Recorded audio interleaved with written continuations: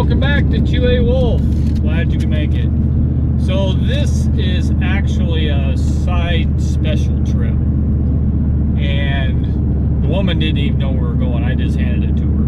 So she'll say where we're going. I'll pop up a couple of maps so you guys can see it. Never been here before, so this is going to be interesting. All right, why don't you tell us what's going on? Okay. He's taking us to Rutledge Flea Market, Missouri's oldest, largest consecutive flea market since 1948. It has grown to 80 acres, and the report from visitors vary. Okay, so Rutledge Flea Market. It sounds like they started out like trading guns, dogs. In a quarter mile, turn left onto Broadway Street. Stuff like that. Amish people go there. It's been around forever and ever. And looking at the map, it's pretty big. Now, I did say some of the reviews vary. Some people say that they go because they only do it like once a month. And we're getting towards the end of the year, so they only got 1 or 2 more times they're going to do this, and they're closed the rest of the year. Yeah, so some people say not very many people showed up, or some people said, yeah, some of the booths are 50 years old, left onto Broadway Street, then or turn whatever. right onto So I I don't have a high bar, but we're going to do a review at the place, and we'll just see what happens. Okay, got checked in. Yes, it is a huge place. So we told them we're going to spend the night, and we wanted like a tent camping area, and they said, yeah, just go past the RV place and you'll see, ooh, Low Branch, it's all right. And just drive around till you find a place that you want to park and put your tent. And it doesn't look like nobody's used this place in a while, and I do see poison oak, which I don't do poison oak. So, but it's a good way to test out the airbags. So far, it seems like they're pretty smooth. It looks like this does a full loop. I hope it's a loop, yeah. If not, I'll just turn around. No, it looks like it goes Yeah, it on. does look like a full loop.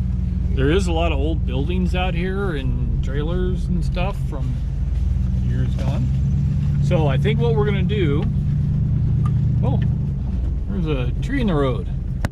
I should have enough clearance for that.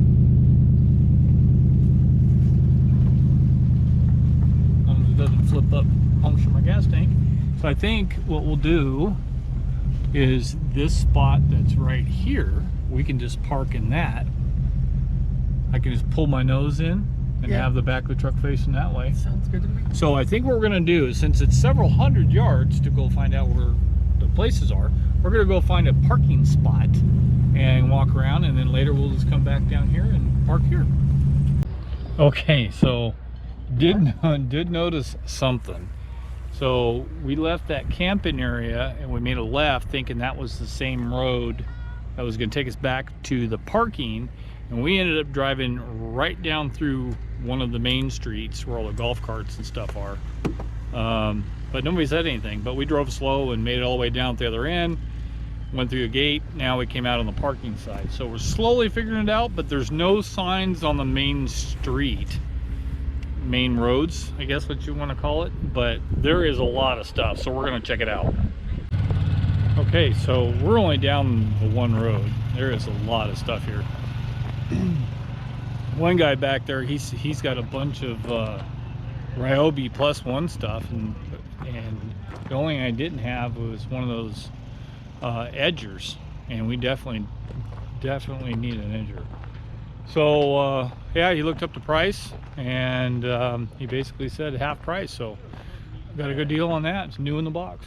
So, and it even comes with the battery. I put the battery in it and pulled the trigger and it started right up.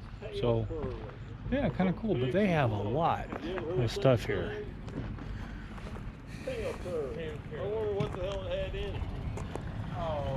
A lot of stuff. So anyways, so this is row 1. We'll look at the rest. No, I don't know. I can't make decisions for myself. Well, I'm gonna fill it. Go ahead and take it. We'll fill it and I'll bring it back. I need to fill it. Oh yeah, huh? The old scales. Build beer pitcher. Old cameras. Lots of pots and pans. It's a lot of permanent structures that got a lot of stuff in it.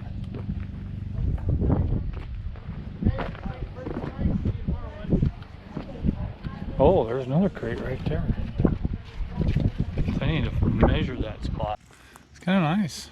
Apparently you can kind of park anywhere. As far as the tenting stuff, they really, you know, they don't have it cleared out for tenting.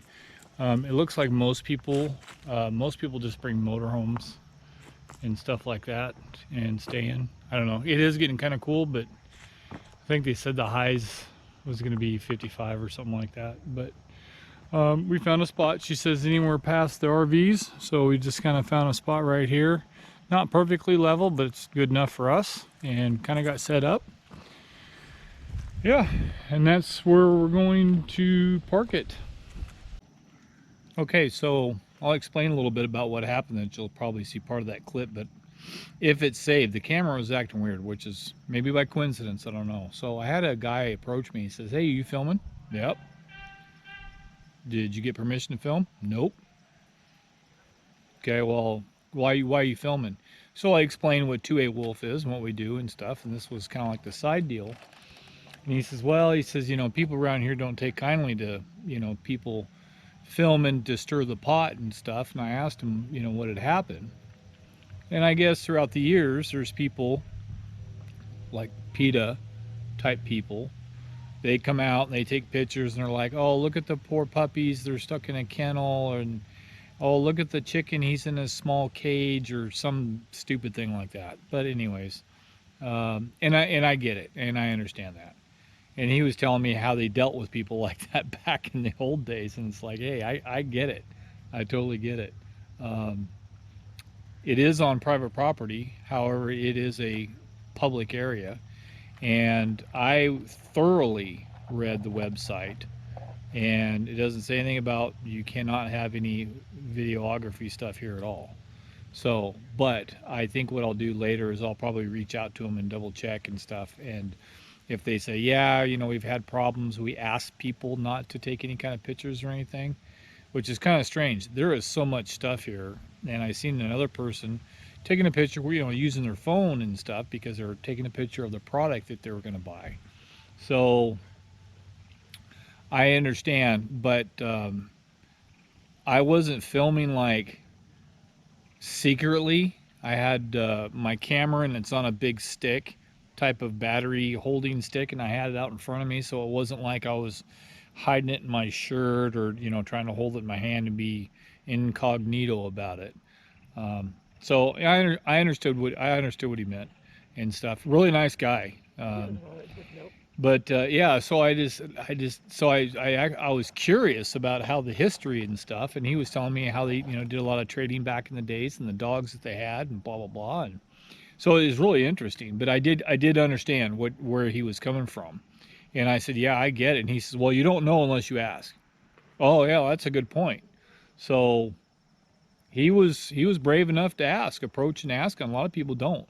So I'm glad that he did approach and ask. That was kind of cool. And what I'll do is I'll put a couple stickers in my pocket, and if I happen to see those guys again, I'll say, hey, you can even check out my channel so you can see what we do. I told them that, you know, we go around to conservation areas and wolf sanctuaries and stuff like that. So yeah, as of right now, the only thing I wish they would do is maybe, I don't know, maybe there's not really a need for it, but if they cleaned, you know, if they not raked, you know, skiffed off the top of a couple of spots. So if you did have some tent people that showed up, there would be a clean spot to put tents, because there is plenty of places that they could do that. And it looks like maybe once upon a time they did, or maybe during the summertime that they do. I'm not really sure. But I got to make sure I stay out of the weeds, because some of this does look like poison oak. I don't do poison oak very well. If I get too close to it, I'll catch it. So anyways, yeah, so we're going to take a break and have some munchies and stuff, and then we'll start some dinner.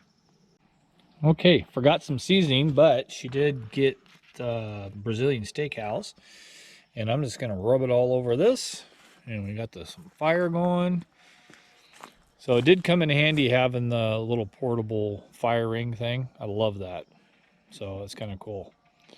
Yeah, so that should be good. All I gotta do is make sure it's hot enough to burn my steak on both sides and start eating it. And you know, corn, she's doing pasta. But if the steak tastes as good as half as good as it looks, it should work out pretty good. Okay, so they did say that it was going to get down to 32. Going to get down to freezing tonight, and my fingers are a little cool. Went ahead and turned on the diesel heater and got the UFO light on.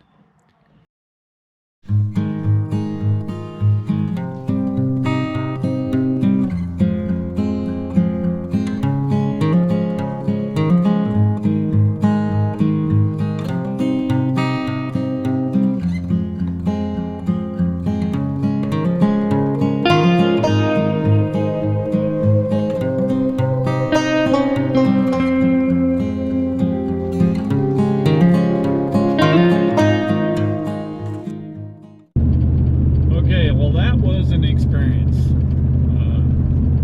Good experience. So, okay, so Friday wasn't too crowded. Saturday, very crowded. So the Rutledge Flea Market is still big. It's got like 8 rows, but it's like every other row is like an alleyway. So 4 rows basically of nothing but sales. Animal-wise, they got kittens, dogs, potbelly pigs, chickens. There was a donkey or a burro there. All kinds of stuff. And hunting gear, guns, shotguns, bows, crossbows. As far as like, okay, this has to be one of the biggest selections I've ever seen for cast iron. If you are looking for cast iron, this is the place you need to go to, because there was, I don't even know, hundreds and hundreds of pieces of cast iron. There was a lot. So as far as the review goes, I didn't have any problems with any kind of safety stuff. I don't know if you did. Everybody's pretty friendly. Yeah, I mean, it's good. That's great. Yeah. Amenities basically is pretty much as you see it. If you're into flea markets and that type of stuff, if you're looking for anything, That's the place to go. That's the place to go. So it was pretty cool. Now I will say about golf carts, so they do rent golf carts. So here's the deal: you can bring your own golf cart or side by side or whatever. I'm surprised somebody wasn't riding a horse through there.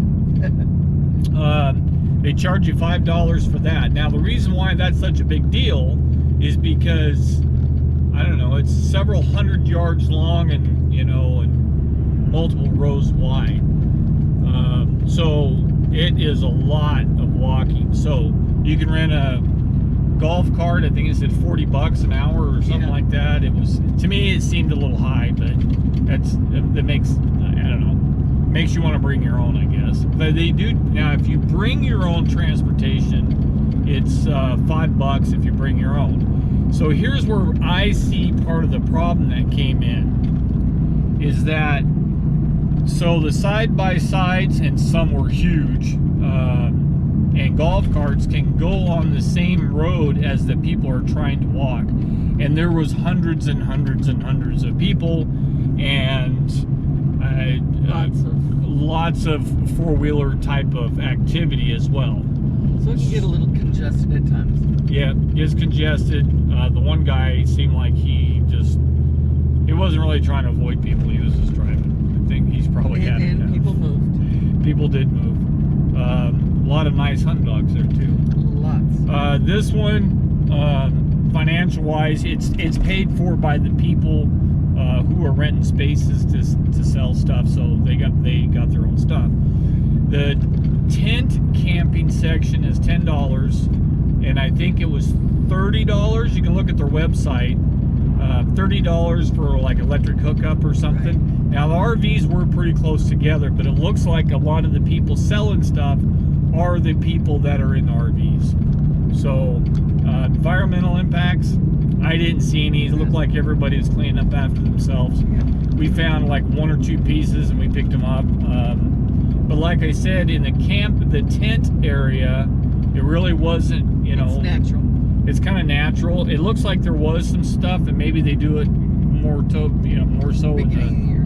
yeah, in the spring and summer. Maybe they keep it clean. I should say clean, but mowed or something. But you can kind of see where the spots are. Yeah. I don't know. Would you go back? Absolutely. Yeah, I think it's a fun place. They have lots of food there. They didn't have a lot of places to stop and sit. She was wanting to sit, so she found a couple of spots where she could sit. Yeah. And but they don't have like benches and stuff. Now, if you're a young spring chicken and you think that you want to spend 4 hours there and walk, it's probably not a big deal. If you're getting kind of older and you have back, hip, or knee stuff, Like I do. like she does, it's a little bit of a pain in the butt. So overall, it's a neat place. If you have a chance, go to the Rutledge Flea Market. Yeah. It said it's the largest, oldest running flea market in Missouri, and hands down it is. That is a big place. So anyways, got anything else? No. No? Okay. All right, that's it for 2Awolf. Make sure you hit the share, like, and subscribe. If you have any questions, comments, or concerns, put them down below. And thank you for sticking around to watch this special episode of 2Awolf.